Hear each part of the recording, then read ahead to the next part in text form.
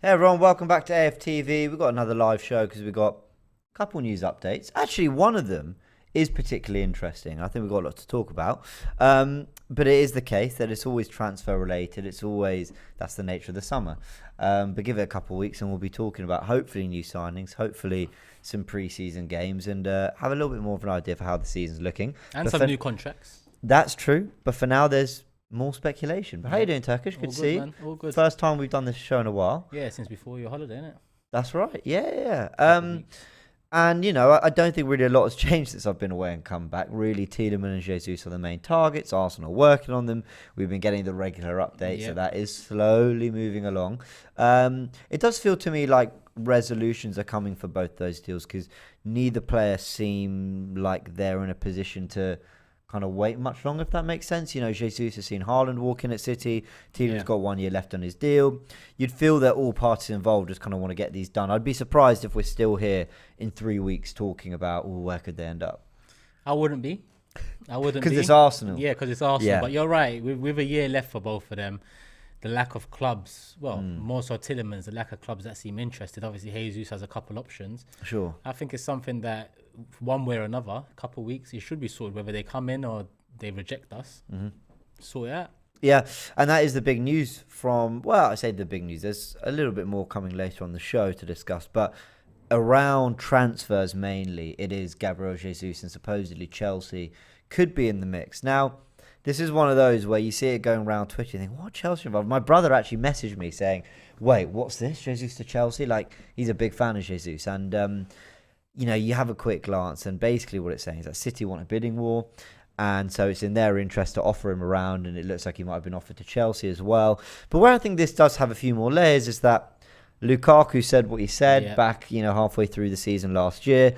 They're now working on a loan agreement that will work for both Chelsea and Inter Milan for Lukaku to go back to Italy.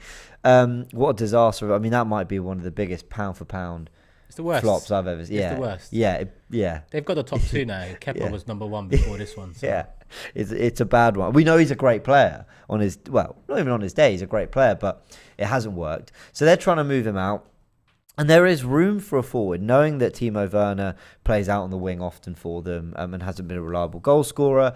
I'm surprised that it's taken this long to see Chelsea really come to the forefront, supposedly, for Jesus. What do you make of that link? Yeah, listen, it seems like they're going to have to cut their losses with Lukaku. And it's not minor losses to be cutting. 100 million spent last summer, 12 months later, to be potentially letting him go. What seems like it might be a loan with an obligation to buy or something. They're not getting back anywhere close to 100 million for him. So they're going to have to look at, without a Roman Abramovich as an owner, they're going to have to be a bit more shrewd with the way they do business. And Jesus, with a year left, is one of the attackers or strikers on the market that a team can get for a good value, and there isn't much of that about. Like, if you look at how much Liverpool are spending on a Nunez that's only had one real standout season, you can see how the market is really shaped up this summer. So Jesus, 1 year left. I'm like you. I'm surprised there are more clubs interested. But it's a worry with Chelsea. It's more so a worry with Chelsea than it was with Tottenham. Yeah, and I think with Chelsea, you can see naturally where the room is in their squad, because if Lukaku moves on, and they've kind of played Havertz there, but between them, they can all play across the front three. You don't look at Chelsea and immediately go, well, where on earth is he going to play? With Tottenham, it's slightly different because of the investment in Kulusevski. Not a massive one, but, they love him down there. Son and Kane, you just don't drop them. And while I think there are, holes and areas that Tottenham absolutely need to improve on, I've never really thought of the front three as one of them. Yeah, I agree. So I can kind of see why Jesus may pass up on that opportunity, but we can't kid ourselves. Chelsea is a better proposition for him right now. How do you think he'll be looking at the move? Listen, Champions League football matters an awful lot to players nowadays. Yeah, it does, the difference between Tottenham and Chelsea is that, like you said, Tottenham have a forward line that I think they'll be starting the season with already. Son, Kane, Kulusevski. If Jesus wants to stay on the bench and get minutes off the bench, then surely he'd stay at City. With Chelsea, it's a bit different. Chelsea are a more ambitious club than us. They've been at a higher level than us over the last decade plus. And they're in Champions League. So it's a worry, but as we said, it's only rumours at this moment in time. Sure. There's no solid foundations to the links. So hopefully it's just a case of Man City or the agent potentially trying to ramp up, you know, the bid or the wage offer or whatever it is. You know, the games people play nowadays. Absolutely, yeah. Does it wake us up a bit, though? We should be we should be, you know. We are one of the slowest clubs. I met a journalist once. I mean, really one of those kind of in the nose. He's got to the top of journalism, and this was about. I'm not kidding when I say this. Might have been 7 years ago maybe. And I asked him. I said, what's going on with Arsenal and transfers and blah blah blah? And he said, Juan Mata, they had him. They dithered, but they had him. Benzema, it's always been a will it, won't they, like whatever. He said Arsenal just the biggest ditherers in the market. Suarez. Even Louis Gustavo, it seemed like we was getting him over the line, and Wolfsburg poached him. So I remember Gustavo. And do you remember when we signed Alexis Sanchez? I spent the whole summer going, oh my God. Actually, we actually got him fairly quickly, really. I think it might have been June or early July. We actually got it signed. But I remember still up to that point thinking, oh my God, is it going to happen? Is it not? But yeah, he basically said that we're the biggest ditherers. And it just doesn't surprise me because, listen, Man City will haggle. They want to get what they can for Jesus, absolutely. But they also don't strike me as a club that are overly worried about... Because I'm surprised they've not come in and just valued him at 65. I mean, I know he's got 1 year left, but has he got 1 year left? Yeah. So does Tielemans. So still, you know, they're willing to do it, business at a deal that I think is good for Arsenal. I don't think it poses too much risk. And yet we seem to be taking our time with it, but maybe it's him making a decision. Same with Tielemans. It's just like, get it done. Yeah. But, you know, I understand, you know. Oh, but we're also in this day and age, yeah. Where, listen, people will call me an accountant and tell me to stop watching Pockets. But the thing about Arsenal Football Club is, as a fan, I feel like I have to because of the way they've been run. Sure, yeah. But now we have fans saying, you know, he's not worth that. He's only got a year left. 5 million less. 5 million less as a fan, what does it really matter to us? If that's the player you want for this process, go and get it done. Whether it's 40, 45 or 50, it's not like you're 20 million wide of the mark. Surely you can get the job done. And if you wait and another club comes in, then the ball's not in your court anymore, regardless of a year left. But there is a get it done approach that the winners have shown. And you look at Man City, okay? Jack Grealish's release clause was 100 million. The Aston Villa owner actually came out, or not owner, I think CEO, whoever it was, came out and actually did a video and explained they activated the release clause. No one really knew there was one, and there wasn't really a lot we could do. Now, Grealish, after a season, I don't think people are looking at him saying he's 100 million. I mean, maybe after a few more years under Pep, that might change. But even last summer, no one was saying he's 100 million. But there's a point at which you go, that's a release clause, we're just going to get it done. Now, Thomas Partey, we haggled and haggled all summer, only to end up paying the release clause without them knowing it. Who has Liverpool? I mean, Naby Keita, I think they spent nearly 50 million on. He's not been worth that, but they got it done. And actually, they signed him the year before they got him. He basically stayed on loan another season arrived. There's definitely a price for proactiveness. Yeah. You want it done now. You might have to pay a bit of a premium, but at least they're in the door and at least they're yours and you can get them ready. And I just can't... The fixture list will come out this time next week or tomorrow next week. And I can't go through another, it's Nottingham Forest away on Friday night. Guess what? We won't be ready. Yeah. You know, I just can't go through another slow start to the season because if we just got one of those opening 3 games right, we'd be in the top 4 now. Yeah. So... they need to get it done. Any faith Arsenal can get Jesus done in the next week or 2? I've got faith we can get it done, but I don't have faith we will get it done. Yeah. If that makes sense. No, I know exactly it's there to be done. Yeah. But then I'll ask myself why it's not closer to the line than it is at this moment in time. I know the window's not open and you might get comments about that. Cool. But you can still be close to it. You can still, in fact, get it over the line without announcing it. Yeah. And then the window opens, then you announce it. I'm with you on Supporters Club. I've just done a Supporters Club today, people. Me, Chris Hudson, Jordan and Curtis. Nice, good line. I asked, when's the last time Arsenal went into a season ready? Mm-hmm. And Chris said 1998, and before that, 1991. Wow. He said it's a historical problem with Arsenal that sometimes we'll have 5 holes and we'll plug 3 and hope for the best. Yeah. Not yeah. sometimes, most of the time. I think in this day and age where football is more about perfection and systems, Sure. you can't afford, leaving any holes and gaps anymore. Yeah, true. Yeah, I think You've got to be proactive. You've got to take the risk, because another thing, value for money is scarce in football. Look around at all the big transfers in the past 10 years. The massive transfers. Off the top of my head, I'll just not assume, but I think most of them have been flops, or most of them haven't lived up to the price tag. So that shows that value for money is scarce. People can always look back and say, yeah, look at Klopp, look at what he done with Mane and with Salah and so on. But it's even changed a lot since then, and that was only 6 years ago. Yeah. So risks are part and parcel of football now. Over the years, the money's trebled, quadrupled, plus more because of TV rights and so on. So clubs have more to play with, to take risk with.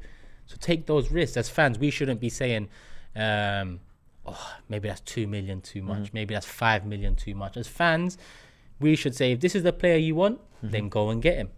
Yeah, I'm with you. And actually, my it's not, I wouldn't say it's frustration. I'm not feeling actively frustrated. I still think it's early, but my kind of moaniness that I'm sort of projecting on this show is because A, of Arsenal's history and the way they do things, but B, because I really like Jesus and I'm excited about it. I want him to arrive. Look, I don't think he solves all our problems going forward. I think we need more. And I think, for example, we differ on that. You want another 30-goal a season striker, whereas I want a really productive winger. So I think we all agree that Jesus isn't enough and we need more than just him. But I'm excited about this deal. Go get it done, Arsenal. And if you do, I think that's a good start to the window. Add Tielemans, and then we can see where we are. Because I think we agree we need minimum 2-3 more, but then really we need 4-5. Yeah. So yeah, go get it done, Arsenal. I asked on Big Six yesterday. I talk to opposition fans every week, twice a week.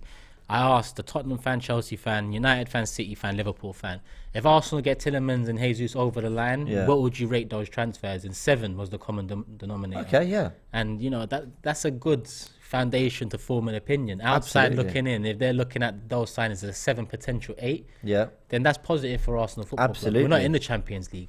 And if you add to that the right fullback like a Zinchenko or another midfielder, and you add another forward who's got goals, you're suddenly looking at a really good window without breaking the bank to get it done. Yeah, and by the rating was solely taking those two into account, because we all know we need 6, 5, 6, 7, whatever. But those two players, good signings for Arsenal, commonly perceived as yes. Fine. So get the job done, Arsenal. Just get it done, because we've got more work to do. Yeah, I know, we do. It seems everyone's behind it. Let's try and get it done. Super chats from AFC Protagonist says, no Jesus equals Richarlison plus Gnabry. What do you make of that? I mean, I don't think the price of Jesus pays for Richarlison and Gnabry. He's then gone on to say Tielemans, Basuma, Zinchenko, window done, maybe a cheap centre-back. Names that have very much come up. We were talking upstairs saying that Gnabry is absolutely one that we'd love to see walk through the door. Do you think he's that kind of transformative player, as been mentioned there by FC Protagonist? 100%. Yeah. 100%. He's world-class. He's in his prime. Yeah. He's talked about coming back to Arsenal before. Again, my only gripe is, where's the movement? Sure. Let's find out if he's really serious about it. Let's find out if the lack of Champions League has cost us. Let's just find out. Let's put a bid in. Yeah. Let's do something, because the longer you wait, listen, it's one thing waiting with Jesus and Tielemans. Yeah. It's another thing waiting with Gnabry, because at the start of the summer window, there wasn't close links to Arsenal, but there was no close links to anyone. Then as the weeks go past, you hear Real Madrid might be interested because of the Mbappe stuff. You hear Liverpool might be interested. So, I don't want to be competing with these teams, because at this moment we can't compete with these teams. So the sooner we get these things done, the better. Yeah. It reminds me of Alexis Sanchez. You mentioned him. What was it, 7 years ago now? 8 years ago? Well, more than that. Yeah, 24... 7 years ago, actually. Yeah, Summer 2014 he arrived. Wow. Yeah, 8 years ago. God, that feels like the other day. When he came in, Liverpool were strongly linked to him. They were after him. But at that time, Liverpool were no competition to us. Yeah, we could trump them. Now it's very different. So we just need to be proactive and try. Also shows you how quickly things change. Yeah. Now, if there was Alexis Sanchez on the market, we think don't bother Nunez. No, none of us are going, well, come on, go 5 apart with Liverpool. We go, I'll leave that onto the next. Yeah, listen. And it does show you how quickly things change in football. You win some, you lose some. Yeah, you know. absolutely. But at this moment in time, if we go up against these teams, you're going to lose all of them. Yeah. Benny says, I'd rather have us sign 2 to 3 of our top targets overpriced out of 5 or 6 and focus on selling rather than haggle and potentially get no one. I think he's basically saying he wants to prioritise just getting the main players we want through the door, kind of whatever it's going to cost. Within reason, obviously, get it done. Jonathan James says Arteta was devastated to miss top 4 despite it not being the target he was given. Maybe he knew how much top 4 would affect his transfer budget. That's a great point. What do you think of that? Yeah, there could be some truth to it. You know, his comments at the end of the season about only doing what he was allowed to do and so on. It was kind of like taking a glimpse back at January and maybe giving us an insight into the summer and whatnot. And then the Eddie Nketiah contract, we all thought we're getting 2 strikers in the door and Balogun would be our 3rd choice. Then all of a sudden, Eddie, new contract. I know it's not announced yet, but it's imminent. It kind of shows you that either we haven't got what we need in order to really fix our problems, or Kroenke isn't releasing what we need to fix our problems. Yes, I wouldn't be at all surprised if there's a little bit of a power struggle at Arsenal at the moment between Arteta, who from 6 months in the job was made manager of the club, not just first team coach, manager of the club, you know, where he said that the owners are absolutely going to back him, and he has been given 250 million over mainly 2 summers. I wouldn't be surprised if there's a little bit of pushback from the cronkies going, well, hold on, you know, 4 points ahead of Spurs with 3 games to go, you should have got 4th. You didn't. And now you're saying you want another 150 mil after we backed with 150 mil and not getting European football last summer. Like, what I'm saying is, I'm not saying Arteta, if you're going to tie Arteta down to a new contract, which they have, then he's entitled to say, well, then back me to do the job you're paying me to do. But I wouldn't be surprised if there's a little bit of reluctance in fully releasing all the funds and quite giving him everything he wants, which is why I think Tielemans and Jesus with the year left are semi-smart deals, because I think what you're really getting is a 40 to 45 million pound player in Tielemans for 25 and probably a 60-65 million pound player in Jesus for 45. So that is outsmarting the market, as some people say. I don't really like that term, but yeah.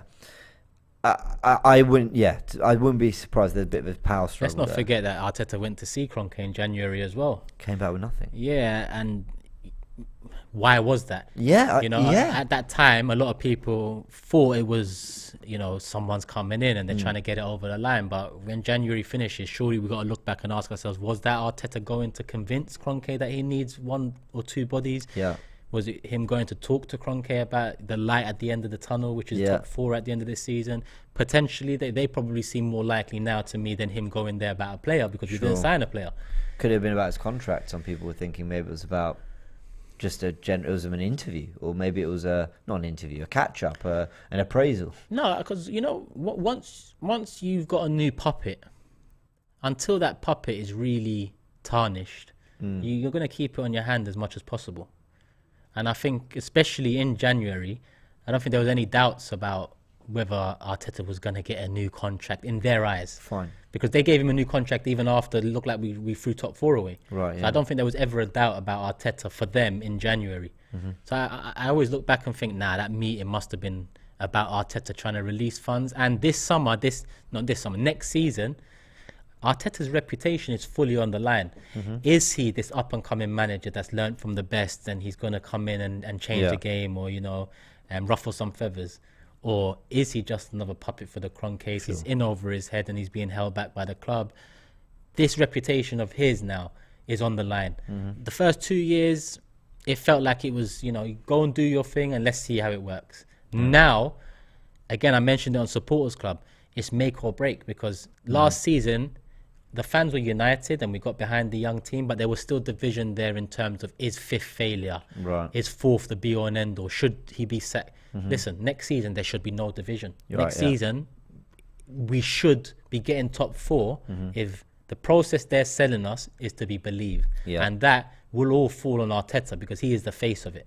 So how much does he care about his own name, his own reputation? We see how Conte is very vocal about anything that might come in that damages his reputation, whether it's a lack of funds being spent, Right, yeah. whether it's the players not seemingly turning up when they lost to Burnley, Tottenham in January and so on. So I think Arteta needs to, it's interesting to see how they're going to manage this relationship. Yeah, I completely agree. Jonathan, you created a real discussion there around, about Arteta and sort of, is he being backed quite as much as he, I think, would have expected to be after the last couple summers. But thanks for that super chat, Jonathan. Dave says, I don't care how long it takes, couple weeks extra is nothing in the context of a 5-year contract. I'd rather patience and get the right player for the right price. Miles says, Arsenal's last 2 efforts to sign strikers. Vlahovic never wanted to come to Arsenal, but we bid. Scamacca wants to stay in Italy, but we bid. Jesus wants to come to Arsenal. Positive talks with agents, but no bid. That's if you believe these bids. That's, it's up to you to believe what this club is feeding us. I'm going to say, if we was after a Vlahovic type of striker in January, and because we didn't get him, we didn't panic, then why are we going for a completely different profile of striker in the summer, 5 months later? Yeah, make that it bit make is strange. sense. We wasn't after Vlahovic. Would you feel better if we actually were fully in for Scamacca, say even got him? I don't even like Scamacca. No, fair enough. But at least that's much more in line with Vlahovic profile-wise. Okay, I get you. And then I'd maybe understand it more but I don't believe we're linked to Scamacca. I think Jesus is the one. Ornstein recently said Jesus and Eddie Nketiah are the options for next season. I agree. I don't think we're fully in for Scamacca, I've got to be honest. No. Ryan says, cronkies, 2 American teams are in the finals after heavy investment. Why can't he do that for us? We overperformed, now invest and we will challenge. Young Gunner says, if we are really in for Tiedemann and Jesus, offer them the money and get it done. I don't want another smokescreen like Vlahovic because I don't think we were really in for him, which is supporting the point you are making. Sorry, Ryan, I kind of just flew past yours.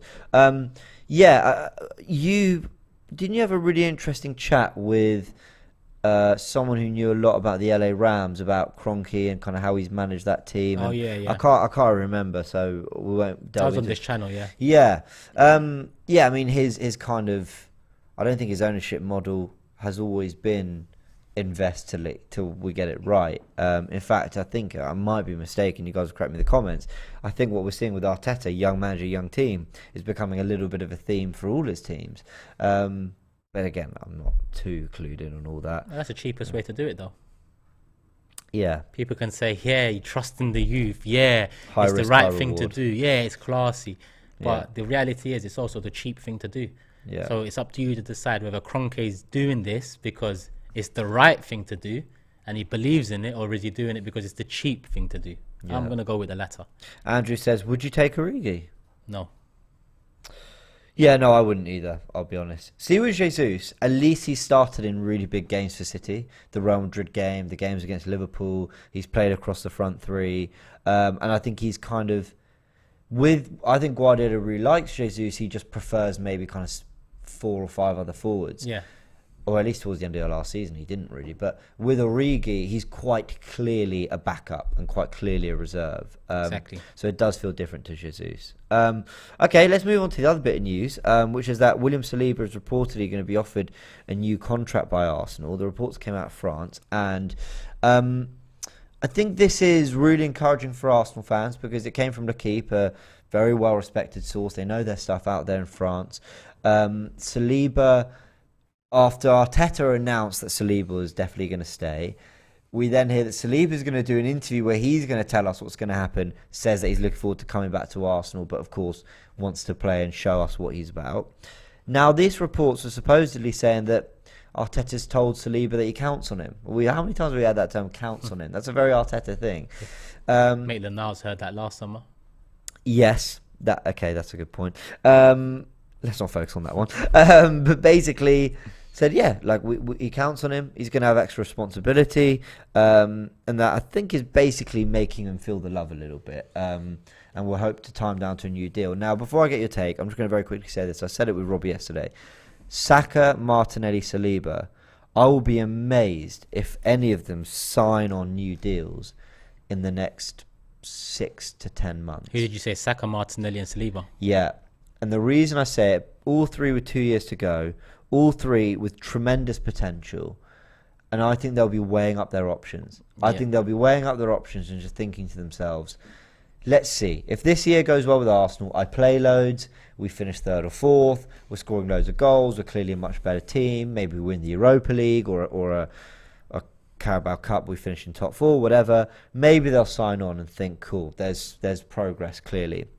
But I think if we're in this same position a year on, we've improved a bit, we look a bit better, but we just missed out on fourth. But you know what, a couple signs will be there. They'll go, listen, I've been here long enough, no thanks.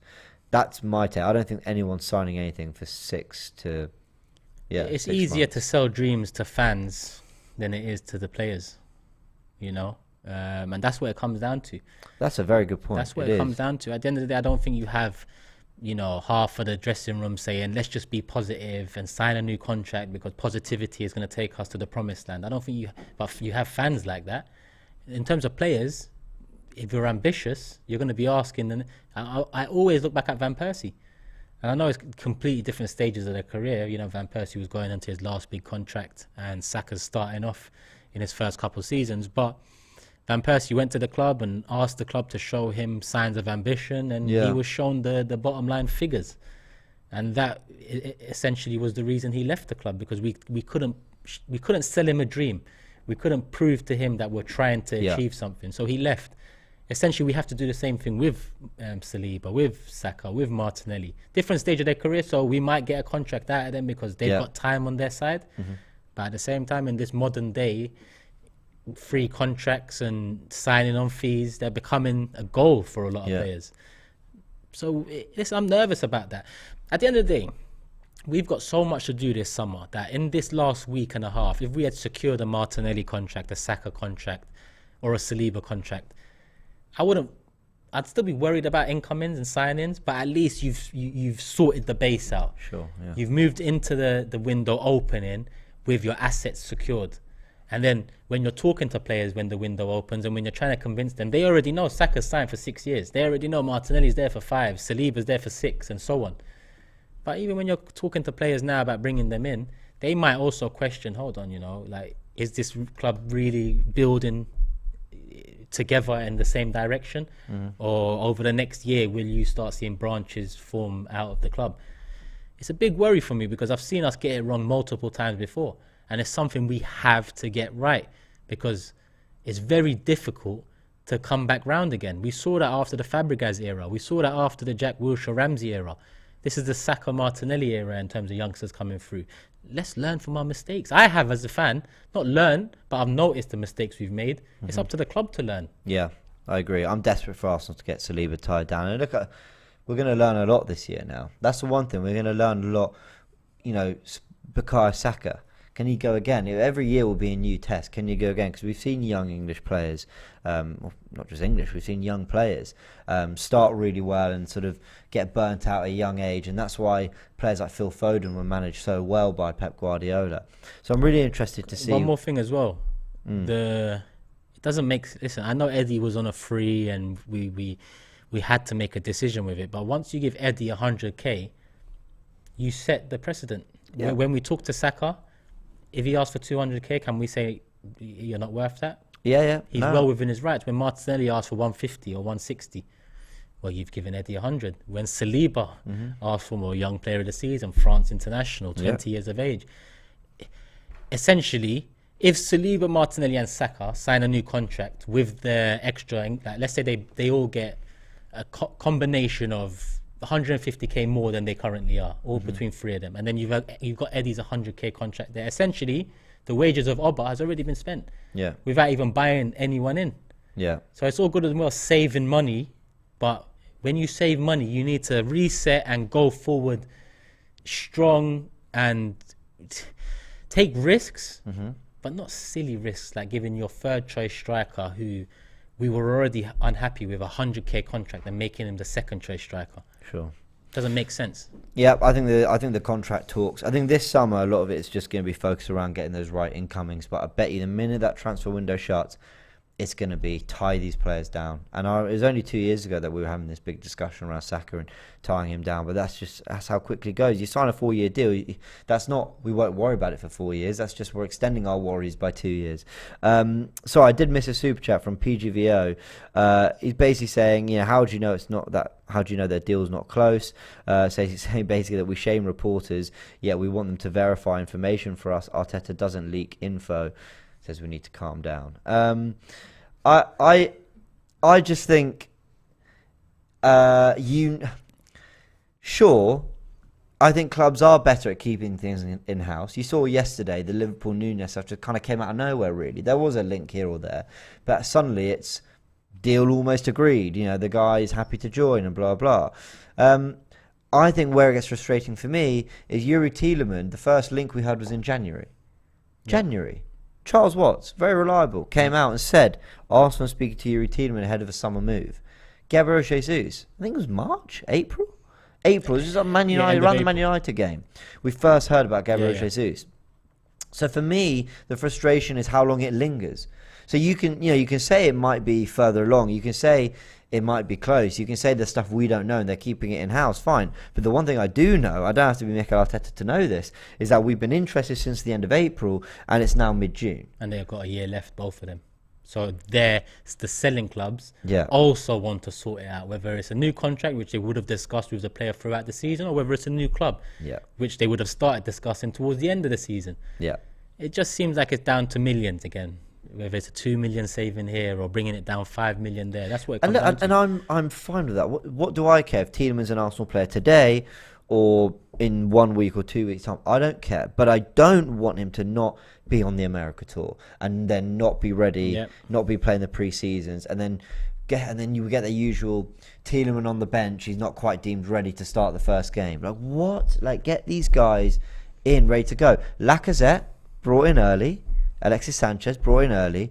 They started on fire at Arsenal. Lacazette, 3-4 minutes into his debut, boom, header. Yep. And that is a great transition into the next section of the show, which is that Alex Lacazette has completed his move. Sure, I didn't even plan that, but I'm quite happy I was thinking in my head, maybe this is the time to Yeah. switch you over.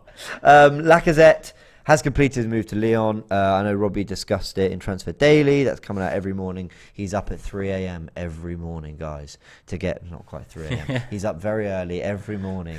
Every time I make this joke, it's like earlier and earlier. So yesterday he was 5 a.m. and this poor guy is just always up reading... Searching Google, Yahoo.com, Ask Jeeves, all of that. He was searching every website he could to find news. Who are the guys? Was it 118? Yeah, he's called them Yellow Pages. He brought that out as well. He tried to find some journalists. Listen, he does what he does.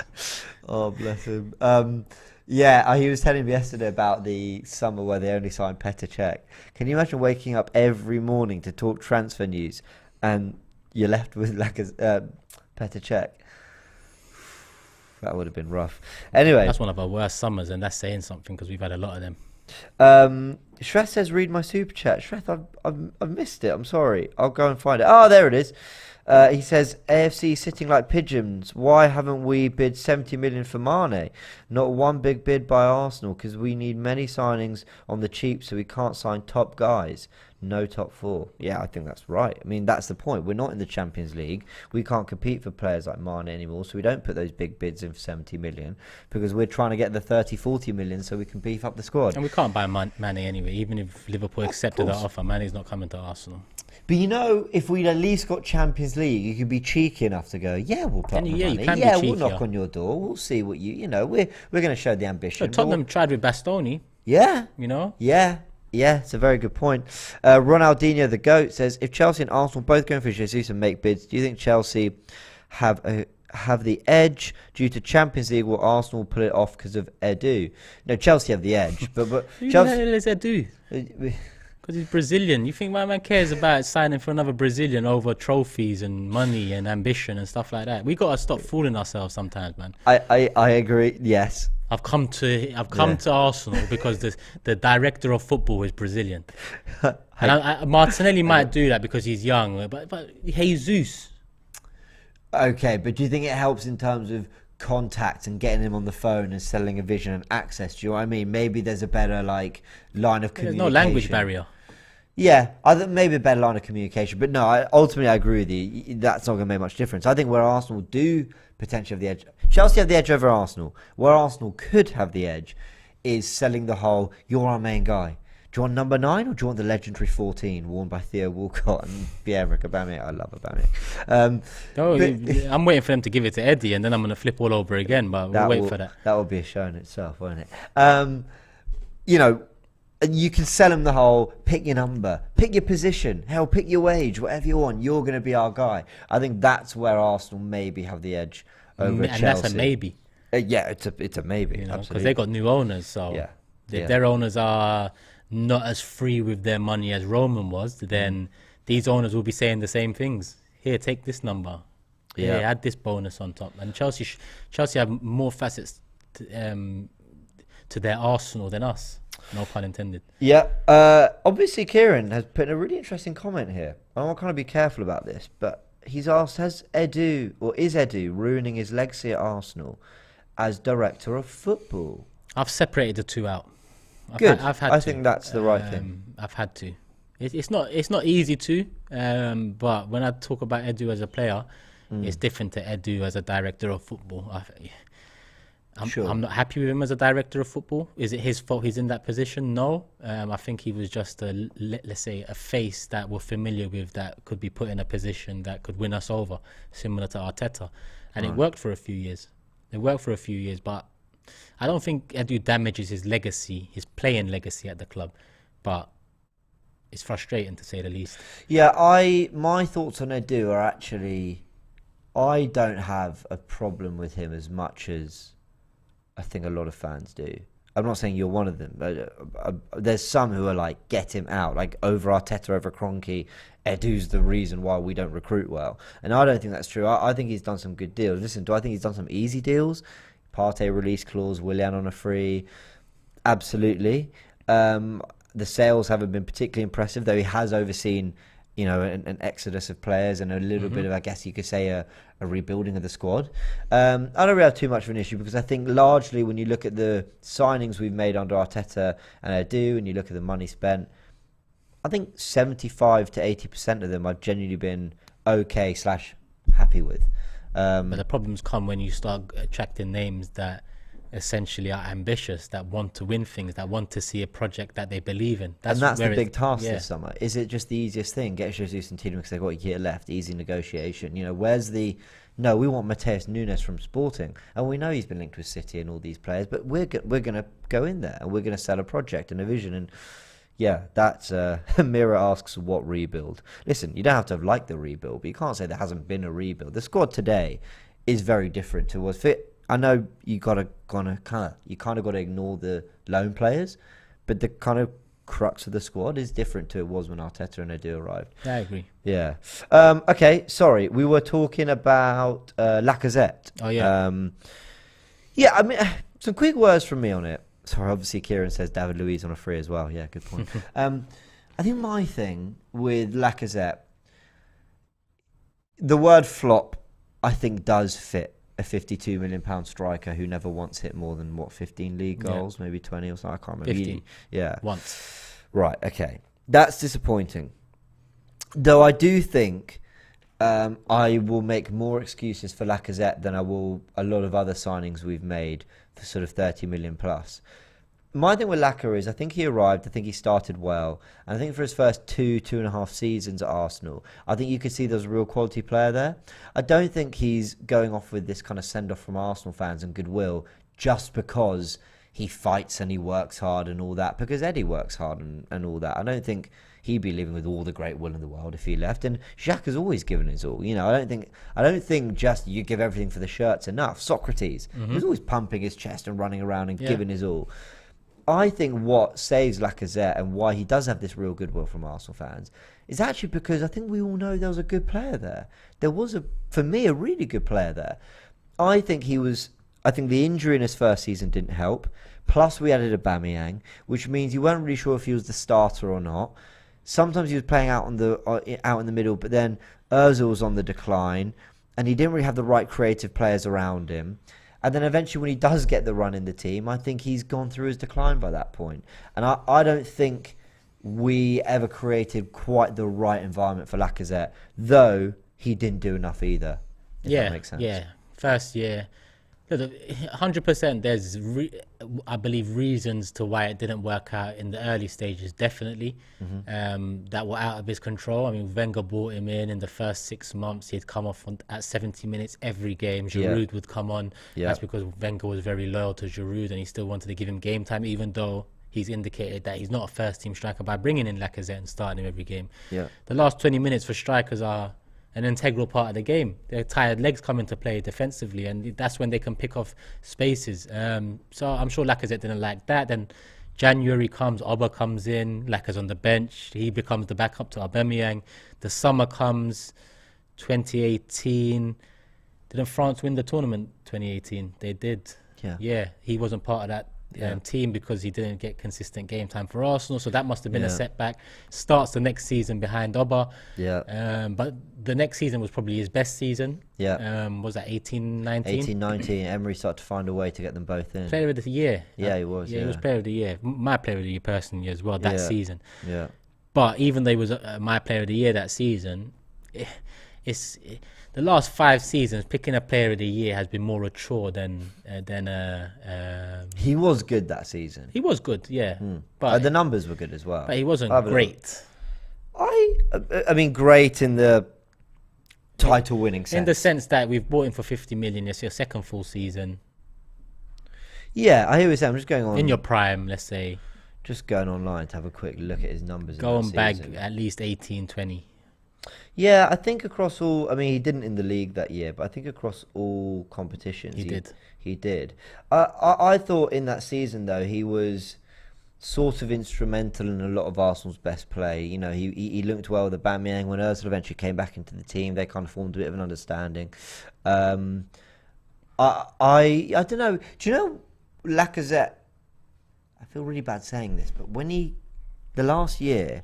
he was looked at as a little bit of a kind of, how do you word it? Like a bit of a, like immobile kind of, I don't know. He was tired. I'm trying to think of a polite word. I don't mean tired in the sense of, he's a tired player. Yeah, that's kind of how he was looked at a little bit. But I don't think we helped in that sense. When I look at what he did in that Emery season, then the year after, the goal against Tottenham, you know, when he dinks it away from Vertonghen and then fires it in the roof of the net, and the goal against Chelsea, you remember when Bellerin crossed it and he touch, slide, bang. He actually had really good close control. He had really good strength.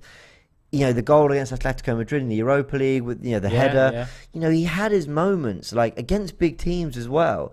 He could, you know, score from distance.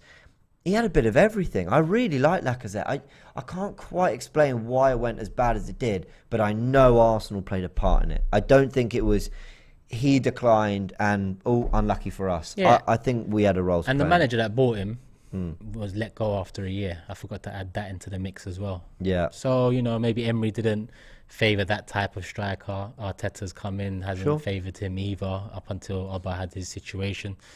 So, yes, there's variables around him he was out of control of, but at the same time, I don't think Lacazette did enough himself. I feel like after 2-3 years, he got comfortable as well. Too much of that handshake stuff with Oba, too much of the antics in the dressing room, recording each other dancing, whilst we're going through some of our worst patches as a football club in history. Just didn't sit well with me. Okay. Yeah, I hear that. I did. I mean, look, I wish him all the best at Lyon. Interestingly enough, he was in the starting 11 for 27 out of 38 games in that 18-19 season, which, look, it's not nothing, but it's not like he played sort of 35 of the 38 either. Emery was the one that tried to fit them both in as much as possible. Yeah, really tried. Arteta tried, but with Aubameyang out on the left, I think we kind of all realised that pick one.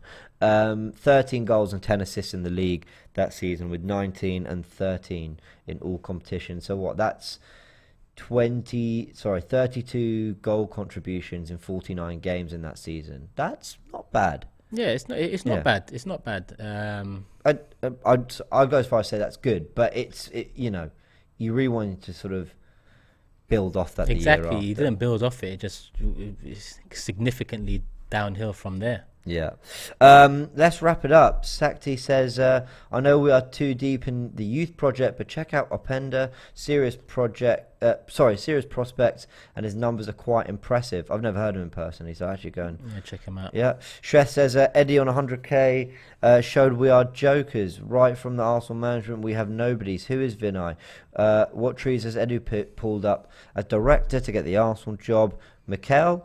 This club is run by nobodies with no influence. Yeah, that's Shreth isn't happy. Let's round it off. The club need to make us happy, and all this dithering about kind of shows you, man. They can do it by getting Jesus done. We'll wrap up the news there, guys. So just a reminder